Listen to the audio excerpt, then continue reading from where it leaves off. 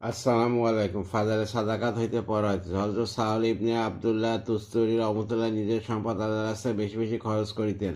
তার মা এবং ভাইরা হযরত আবদুল্লাহ ইবনে মুবারক রহমতুল্লাহর নিকট তার বিরুদ্ধে অভিযোগ করিল যে সে সব কিছু খরচ করিয়া ফেলিতে চায়।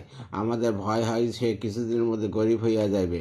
হযরত আবদুল্লাহ ইবনে মুবারক রহমতুল্লাহ রহমতুল্লাহকে জিজ্ঞাসা করিলেন। তিনি উত্তর দিলেন, আপনি বলুন, মদিনা শরীফের কোনো অধিবাসী যদি রুস্তাক শহরে পারস্য একটি শহরের নাম জমিন খরিদ করে এবং সেখানে চলিয়া যাইতে মনস্থ করে, তবে সে কি নিজের কোনো জিনিস মদিনা রাখিয়া যাইবে?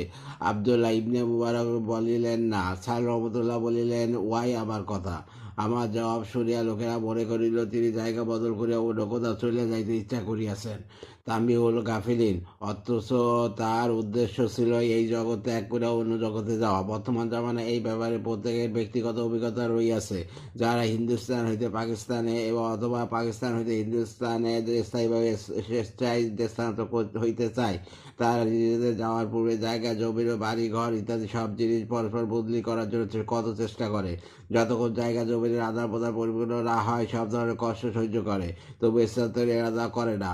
আর যারা অনিচ্ছা সত্ত্বেও জোরপূর্বক স্থানান্তর হইয়াছে, তাদের দুঃখ আফসোসের কোনো সীমা থাকে না। এই জগৎ হইতে প্রত্যেক ব্যক্তির স্থানান্তর হওয়ার বিষয়টি ঠিক অনুরূপ। এখনও প্রত্যেক ব্যক্তির নিজের সামার জায়গা জমি ইত্যাদি সব কিছু স্থানান্তর করে এখতিয়ার রইয়াছে, কিন্তু যখন মৃত্যুর দ্বারা স্থানান্তর হইতে বাধ্য হইয়া যাইবে, তখন সব কিছু এই জগতে থাকিয়া যাইবে, আর সব কিছু যেন সরকারি নির্দেশে বাজেয়াপ্ত হইয়া যাওয়ার মতো হইবে। এখনো সময় আছে, জ্ঞানী ব্যক্তিরা যেন নিজেদের সামানপত্র পরজগতে স্থায়িত্ব করিয়া লয়।